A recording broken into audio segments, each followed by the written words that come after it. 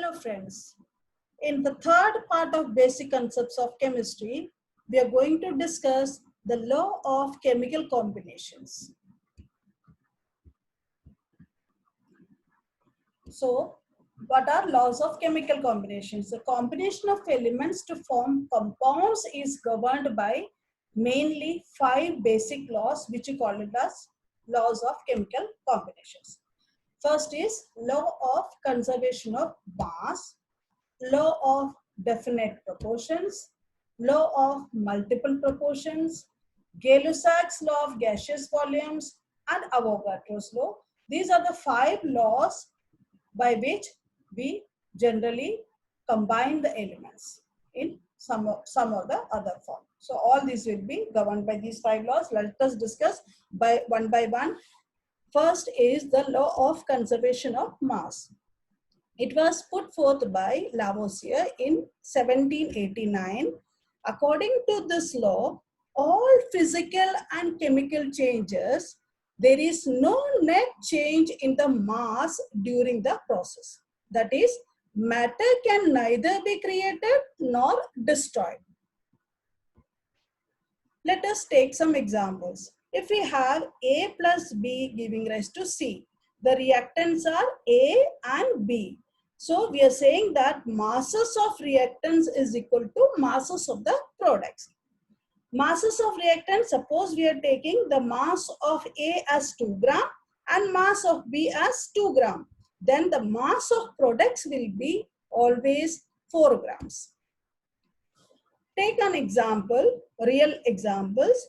Hydrogen reacting with oxygen to form water. The reaction is H2 plus half O2 giving rise to water. So let us calculate what is the mass of the reactants. We have mass of reactant as hydrogen.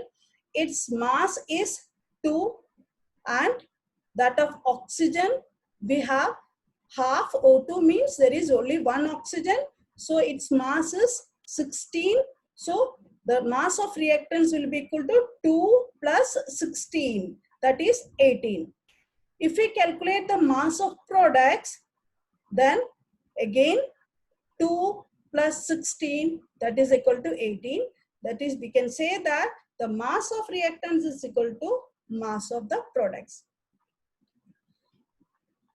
The second example is sodium chloride reacting with silver nitrate to give sodium nitrate and AgCl. Now, let us consider the mass of reactants. So we have a reactants as sodium chloride and silver nitrate. The mass of sodium chloride is 23. It is the 11th element. So as you know, as you have already learned in 9th or 10th maybe, that if the atomic number is even, then the atomic mass will be generally double than that of the atomic number. For example, I'm taking sodium. Okay, sodium, if the atomic number, this is the 11th element, its atomic number is 11. So it is an odd one. So its atomic mass will be double the atomic number plus 1. That is 11 plus 11, that is 22 plus 1, 23. Okay. If you take of oxygen, oxygen is 8th element. Its atomic number is 8. It's an even number. So atomic mass will be its double, that is 16. So in general, we can say that the atomic mass will be generally double the atomic number if atomic number is even. And if the atomic number is odd, we calculate the atomic mass as double plus 1. And in most of the cases it is same, but there are some exemptions also. For example, if we have considered already hydrogen, it is a first element. First element means atomic number is 1. So if it is odd means it would have been 1 plus 1, 2. But its atomic mass is 1H1. Atomic mass is also 1, but there are 2 hydrogens. So we are taking it as total mass as 2. But in case of oxygen, if we talk of, oxygen is the 8th element, its atomic mass is 16, that is double the atomic number. In case of sodium, if we talk of, then it is 11 and double plus 1 is 23. But in case of chlorine, if we talk, chlorine is a 17th element, its double is 34 plus 1, it is 35 it should be, but the actual mass is 35.5. So this will help you to calculate the atomic masses. Just you have to know the atomic number of the element, and in maximum cases this will do that. Atomic number is, if the atomic number is odd, we can calculate the mass as double plus 1, and if the atomic number is even, we can just double it. But exemptions we have to remember, that is hydrogen we have the exceptions as I have discussed, chlorine we have. Okay, now let us go to the numerical again. So we are calculating the mass of reactants. Mass of reactants, here it is 23, chlorine is 35.5, so 23 plus 35.5, silver is 108, nitrogen is 14. Again, see, this is an exemption. It should be 7. It is the 7th element, so double plus 1 it should be, but it is 14. You must remember this also, along with the case of chlorine and hydrogen. Nitrogen also, it's an exemption, exceptional case. So for nitrogen it is 14 and oxygen is 16. But there are 3 oxygens, so we are multiplying it with 3. So by adding up all these things, that is, this is for sodium chloride, 23 plus 35.5 plus here it is silver and then nitrogen, and this is of oxygen. Total mass of reactants will come out to be 228.5. Similarly, if we calculate for mass of products, sodium is 23, nitrogen is 14, oxygen is 16, but there are 3 oxygens, so we are multiplying it by 3. So we can sum up all these 3 plus silver chloride. Silver is 108, chlorine is 35.5. We can sum up all this. So we get again 228.5, that is mass of reactants is equal to mass of products. Now, there are some limitations also. We have already learned Einstein's theory. It says that mass and energy are interconvertible. That is, as per formula, E equal to mc square. E is energy and m is a mass. So, mass and energy are interconvertible. So, according to this law, there is some conversion of mass into energy. Okay. And this loss of mass is very negligible, of course, and it cannot be recorded by a balance also. But still, the law of conservation of, instead of saying the law of mass of reactants is equal to mass of product, instead of that, we can say that the total amount of mass and energy for the reactants will be equal to the total amount of mass and energy for the product. So this is a limitation, because as per conservation of mass, the mass of reactants is equal to mass of products. But in real case, there is, because of the conversion of mass into energy, there is a little bit difference. So it should be actually total amount of mass and energy that should be conserved. The second law is law of definite proportions or definite composition. This law was given by Joseph Proust. According to this law, compound always contains exactly the same proportion of elements by weight. Let us take some example. We have cupric carbonate. We have 2 different samples, natural sample and synthetic sample. Let us see the composition of elements. It was found that in natural sample, the percentage of copper was 51.35%, that of carbon 9.74%, and that of oxygen is 38.91%. The same percentages were observed in the synthetic sample also. So in this, the ratio of the elements are 63.5 copper atomic mass, carbon is 6th element, atomic mass is 12, oxygen is 8th element, So its atomic mass is 16, but there are 3 oxygens, so we are writing it as 48. So the ratio of these elements are fixed, 63.5, ratio 12, ratio 48 as per law of definite proportions. So if we calculate the percentages, how do we calculate the percentages? We can sum all these 3 values, 63.5 plus 12 plus 48, that will come out to be around 123.5. If you want to calculate the percentage of copper, we can say that 63.5 divided by the total, that is 123.5 multiplied by 100. That would be the percentages. We'll discuss the percentage calculation in the later this one videos. Now, irrespective of the source, the given compound always contains same element combined together in the same proportion by mass. For example, if we talk of water, it will be always in the ratio of 2:16.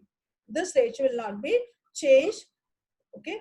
And or we can say that it is 1:8. In case of carbon dioxide, if we talk of, it is carbon is 12 and oxygen is 16. There are 2 oxygen, so 62 is 32. The ratio must be 12:32. Or we can say that 3:8. So carbon dioxide will be always in the ratio of 3:8. Whether it will be found in any place, okay, irrespective of the source. Now, there are some limitation in this case also, like in case of isotopes, this varies. Isotopes means it will have different mass. See, chlorine is the 17th element. It has 2 isotopes, 17 chlorine 35 and 17 chlorine 37. That is, atomic mass is 35 for one isotope and 37 for another isotope. So it is not fixed. So when we calculate the ratio, there will be difficulty. In another place, it has a limitation is nothing but we have a molecular formula of C2H6O for both these compounds. That is dimethyl ether and ethyl alcohol.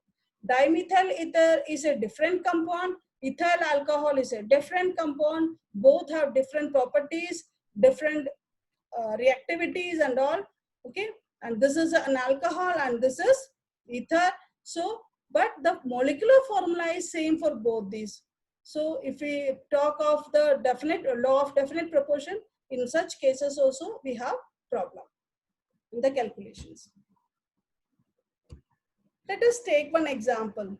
Okay. We have 1.285 gram of cupric oxide, which was reduced by heating in a current of hydrogen, and mass of copper that remained was 1.089. Means we have taken some cupric oxide, it is heated and converted into copper. Cupric oxide is converted into copper. The weight of cupric oxide is given as 1.285 and copper is nothing but 1.089. In the another experiment, we have taken copper as 1.189 and it is dissolved in nitric acid. Resulting copper nitrate is converted into cupric oxide by ignition. The mass of the oxide formed was found to be 1.404 gram. Means in the second case, what we are doing is we have taken 1.189 gram of copper and converted into copper oxide. The quantity is 1.404 gram. And we have to prove that, show that the results illustrate the law of definite proportions. In experiment number 1, mass of cupric oxide is 1.285 gram. Mass of copper that we obtained was 1.089 gram. So what should be the amount of oxygen? Cupric oxide minus the amount of copper. So oxygen we will be getting it as 0.196 gram. If you want to find out the ratio, then we get 1.089. That is the ratio of copper to that of oxygen. Copper is 1.089. See here, and oxygen is 0.196. The ratio will come out to be 5.556. Let us take the second experiment. In that, mass of cupric oxide formed was 1.404 gram. and copper taken was 1.189 gram. So we can again calculate the amount of oxygen by subtracting 1.404 minus 1.189. So it will come out to be 0.215. The ratio of mass of copper to that of oxygen is equal to, again what? This is the amount of copper 1.189 and mass of oxygen is 0.215. It will come out to be around 5.530. Both the values are almost similar. The ratio of mass of copper to that of oxygen, mass of oxygen in both the experiments are almost similar, that is on the range of 5.5. So we can say that the results illustrate the law of definite proportion. Another numerical. We have a sample of pure magnesium carbonate which was found to contain 28.57% magnesium, 14.29% of carbon and 57.14% of oxygen. Okay, magnesium carbonate, the formula of magnesium carbonate is MgCO3. So Mg is 28.57%, C is 14.29% and oxygen is 57.14%. Applying the law of constant proportion, find the mass of magnesium, carbon and oxygen in another 20 gram sample of magnesium carbonate. See, let us apply the law of constant proportion. Mass of magnesium in the second sample must be this is a 28.57% of magnesium in this. So same percentage must be present in this also, because that is a law. According to law of constant proportion, in any sample, the percentages will be similar. So we have 20 gram sample, we can multiply this 28.57% of 20 we can do. So 20 multiplied by 28.57 divided by 100. That is a percentage. We can multiply this percentage. So we get 5.714 gram. In case of carbon, again 20 gram multiplied by 14.29% is equal to 2.858 gram. In the third case, we have 57.14% of oxygen. So oxygen will come out to be 20 gram multiplied by 57.14%. That is nothing but 11.428. The third law is law of multiple proportions. This law was put forth by Dalton in 1803. According to this law, if two elements can combine to form more than one compound, if two different elements can combine to form more than one compound, the masses of one element that combine with fixed mass of other element are in the ratio of small whole numbers. Let us understand it by one example. We have hydrogen combining with oxygen to form water. And in another case, we are having hydrogen combining with oxygen to form hydrogen peroxide. See, we are taking hydrogen 2 gram, hydrogen 2 gram in both the cases. Here, it is reacting with half oxygen to form water. So half oxygen means it is equivalent to 16 gram and water is 18 gram. It's the molecular weight. There are 2 hydrogen, 2 plus 16 is 18, and half of oxygen means that is 1 oxygen, that is 16 gram. And in this case, we are having 32 gram of oxygen. So we are having hydrogen 2 gram. In both the cases, we are having the same fixed amount. It is reacting in one case with 16 gram of oxygen and in another case with 32 gram of oxygen to form different compounds. So what it is saying that if two elements can combine to form more than one compound, the masses of one element that combine with the fixed mass of other element are in the ratio of small whole number. So see, 16 and 32, the ratio is 1:2, which is nothing but a small whole number. Masses of oxygen 16 gram and 32 gram, which is combining with fixed mass of hydrogen, that is 2 gram, bear a simple ratio, that is 16:32 or 1:2. Take another example. Carbon reacting with oxygen to form carbon dioxide. So we have 12 gram carbon, here 32 gram of oxygen forming 44 gram of carbon dioxide. Same carbon and oxygen forms carbon monoxide also. Here we are having 1 carbon, 12 gram. Here we have half of oxygen, so it is 16 gram forming 28 gram. So in both the reactions we have 12 gram of carbon combining with, in one case it is 32 gram and in another case it is 16 gram. So ratio of these two, 32 and 16, this is 2:1, which is nothing but a simple small whole number ratio. The masses of oxygen 32 gram and 16 gram, which combine with a fixed mass of carbon, that is 12 gram, bear a simple ratio, that is 32 ratio 16, or 2:1, which is nothing but a simple whole number ratio. This is nothing but law of multiple proportions. Now, there are some limitations also in case of isotopes. It is not practically, it do not follow correctly. So that the limitation is nothing but discrepancies exist in case of the isotopes. Let us take the example. Hydrogen and oxygen are known to form two different compounds. The hydrogen content in one of them is 11.11%. and in another is 5.88%. Show that the data illustrate the law of multiple proportions. Let us consider the first compound. There are two compound formations. So in first compound, let us take 100 gram of first compound, okay? Because here it is given in the terms of 11%, 11.11%, and another is 5.88%. So percent means in 100 gram, there should be 11.11 gram. In 100 gram, the other one is 5.88 gram. So we are considering the first compound. So 100 gram of the first compound has mass of hydrogen as 11.11 gram. So what should be the mass of oxygen? 100 minus 11.11. So that is 88.89 gram.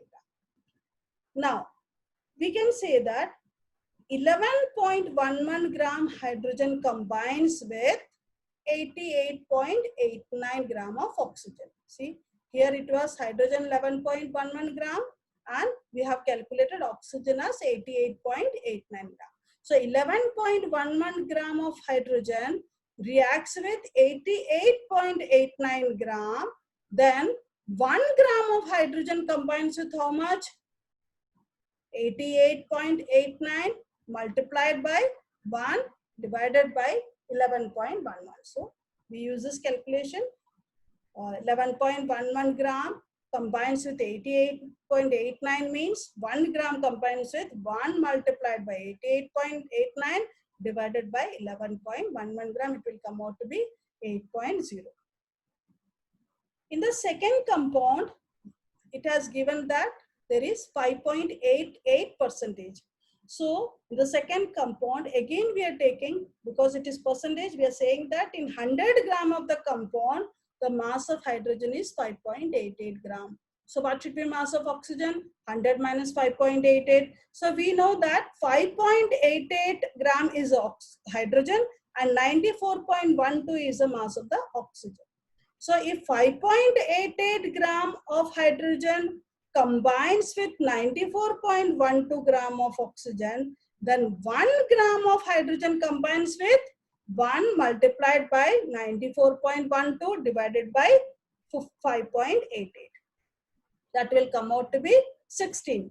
In both the case, we have taken the fixed amount of hydrogen. Here also it is 1 gram of hydrogen, and in second compound also we have calculated for 1 gram of hydrogen. So 1 gram of hydrogen in this case and 1 gram of hydrogen in this case, both combines with 8.0. First case it is 8.0 gram of oxygen, and in second case it is 16.0 gram of oxygen. Now you can see that this 8 and 16, if we calculate the ratio, it is in 8 ratio 16 is nothing but 1:2 ratio, which is nothing but a simple whole number. In both the case, the ratio of oxygen combined with fixed mass of hydrogen, that is 1 gram is 8 ratio 16 or 1:2, which is a simple whole number ratio. So the data illustrate the law of multiple proportions. Another example, we have carbon and oxygen that forms two different compounds. Carbon content in one of them is 42.85% and in another is 27.27%. Show that the data illustrate law of multiple proportions in the same way as that of last numerical. Again, because it is percentage, what we are taking is 100 gram of the compound contains 42.8 gram of carbon. Carbon content is 42.85%, means 100 gram of the compound will have how much amount of carbon? 42.85 gram of carbon. So left out is what? Oxygen. So we are subtracting 100 minus 42.85. It will come out to be 57.15 gram. Therefore, we can say 42.85 gram of carbon combines with 57.15 gram of oxygen. Then we are calculating for 1 gram of carbon, that will come out to be 1 into 57.15 divided by 42.85 will come out to be 1.33 gram of oxygen. In the second compound, we have 27.27%, means 100 gram of carbon has mass of carbon as 27.27 gram.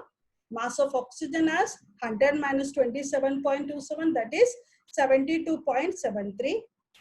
Therefore, we can say 27.27 gram of carbon combines with 72.73 gram of oxygen. Then 1 gram of carbon combined with 2.66 gram of oxygen. The ratio is 1.33, ratio 2.66. Again, it is a simple whole number ratio.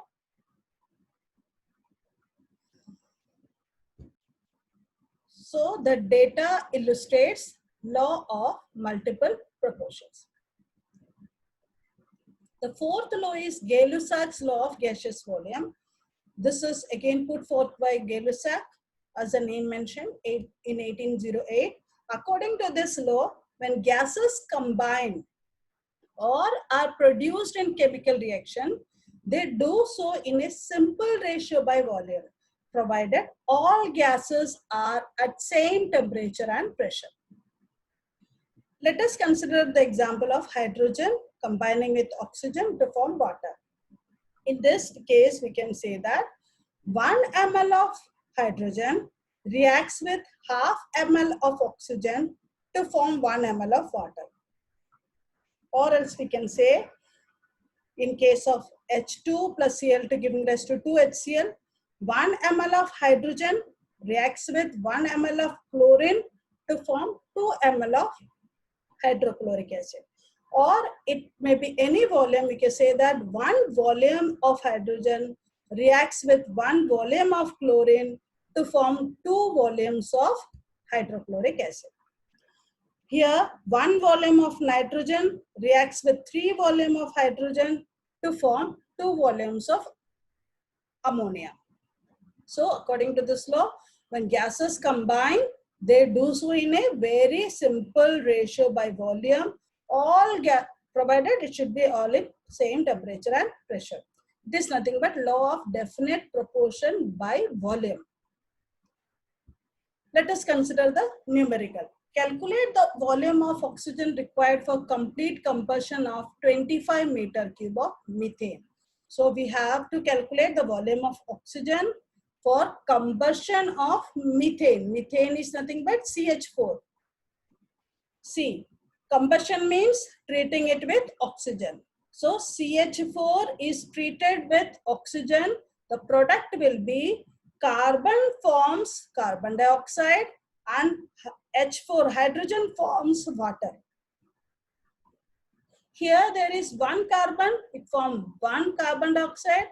Here there are 4 hydrogen, that will form 2 water molecules.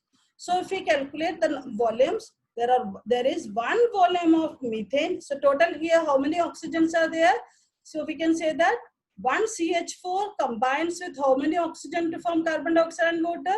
See, in the right side in the product, there are 2 oxygen plus 2 oxygens. So there are 4 oxygen So the reaction should be with 4 oxygen. So we can say that 1 volume of methane requires 2 volume of oxygen, and they are asking how much is required for 25 meter cube of methane. So for 1 volume, if it requires 2 volumes of oxygen, then for 25 meter cube, it should be multiplied by 2, that is 50 meter cube of oxygen. Take another example. Volume of oxygen, calculate the volume of oxygen required for combustion of, complete combustion of 20 meter cube of ethene. Ethene is what? C2H4. C2H4 is treated with oxygen to form the corresponding product. If there are 2 carbon, we get 2 carbon dioxide. And if there are 4 hydrogen, we get 2 water molecules. So number of oxygens in the right side of the, in the product are 2. There are 4 oxygen here, 2 to the 4, and here there are 2 oxygen more. So 4 plus 2, 6 oxygen are there in the products. So to balance that, we can write it as 3O2, that is 6 oxygen. So we can say that the as per the equation, there is 1 volume of ethene that is reacting with 3 volume of oxygen to form 2 volume of carbon dioxide and 2 volume of water. So they are asking for the volume of oxygen required. So we are bothered only about this oxygen. It is 3 volume. For 1 volume, it needs 3 volume. So for 20 meter cube of ethene, it should be multiplied by 3. See, 1 volume of ethene requires 3 volume of oxygen. So 20 meter cube of ethene requires 20 multiplied by 3, that is 60 meter cube of oxygen. Next is Avogadro's law. This was put forth by Avogadro in 1811. According to this law, equal volume of all gases at same temperature and pressure will contain equal number of molecules. Okay, if we have equal volumes of all gases at same temperature pressure will contain same number of molecules. Let us understand what is that. The number of molecules in 1 gram mole of substance is nothing but 6.022 multiplied by 10 to the power 23, and the quantity is nothing but known as Avogadro's number. Now, what is 1 gram mole? 1 gram mole means gram molecular weight. Okay, that is molecular weight taken in grams. That will contain 6.022 into 10 to the power 23 number of molecules or atoms, whatever we consider, that will be the Avogadro's number. So 1 gram mole, as I said, it is nothing but molecular weight in grams. And in terms of volume, if we talk, the volume occupied by the same 1 gram mole of gas is 22.4 liters at standard temperature and pressure. What is standard temperature and pressure? It is 273 Kelvin and 1 atmospheric pressure. And it is same for all gases according to Avogadro's law. So if we take 1 gram mole of the substance, it will have 22.4 liters of volume. 1 gram mole means any substance whose molecular weight taken in grams. That will have 22.4 liters in terms of volume, and it will have Avogadro's number of molecules in that. For example, the molecular weight of oxygen is 32. That is gram molecular weight. That is 1 gram mole will have 32 grams. So 32 gram of oxygen contains Avogadro's number of molecules, and it will have 22.4 liter of volume at standard temperature and pressure, that is 273 Kelvin and 1 atmospheric pressure.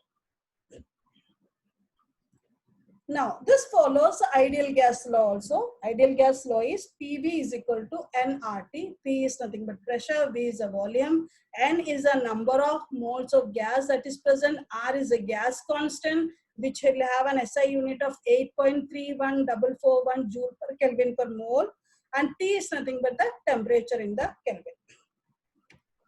If we have some reactions, hydrogen chlorine giving rise to hydrochloric acid, we can say that 1 liter of hydrogen reacts with 1 liter of chlorine to form 2 liter of hydrochloric acid. Or else we can say that 1 molecule of hydrogen reacting with 1 molecule of chlorine to form 2 molecules of hydrochloric acid. Or because it is 1 mole, we can say that 1 mole of hydrogen reacts with 1 mole of chlorine to form 2 moles of hydrochloric acid. And moles means we said that it will have volume 22.4 liter. So 22.4 liter of hydrogen reacts with 22.4 liter of chlorine to form 2 into 22.4 liter of hydrochloric acid. There are some more terms that will be coming in between. Atomicity, that is nothing but number of atoms present in the molecule. For example, atomicity of O2 is 2, oxygen is 2. In case of ozone, the atomicity is 3. In terms of chlorine, the atomicity is 2. That is the number of atoms present in the molecule. One more term, it is vapor density. See, vapor density is nothing but density of the gas divided by density of hydrogen gas. Okay, density, vapor density is density of the gas that is considered divided by density of the hydrogen gas at same temperature and pressure. Now, density is nothing but mass per volume. So we can say that mass of the gas at specific volume V divided by mass of hydrogen at same volume at same temperature and pressure. Now, mass of gas at volume V will have some n molecules of gas. So, mass of n molecules of gas divided by mass of n molecules of hydrogen at same temperature and pressure. Now, if n is equal to 1, so we can say mass of 1 molecule of gas divided by mass of 1 molecule of hydrogen, it is nothing but the vapor density. Or else we can say that mass of 1 molecule of gas means it is nothing but its molecular weight, and mass of 1 molecule of hydrogen is nothing but 2. So vapor density is equal to molecular weight divided by 2. Now let us take one example. We have mass of 1 liter of gas is 2.5 gram. Then find vapor density of the gas. In 1 liter, the mass is 2.5 gram. We know that 1 moles contain 22.4 liter of the gas. So we can say that in 1 liter it is 2.5 gram, means in 22.4 liter it must be multiplied by 22.4. So 22.4 multiplied by 25. So that will come out to be the molecular weight, that will come out to be 56 gram. So vapor density is equal to what? Molecular weight upon 2. Molecular weight has, we could get it as 56 gram.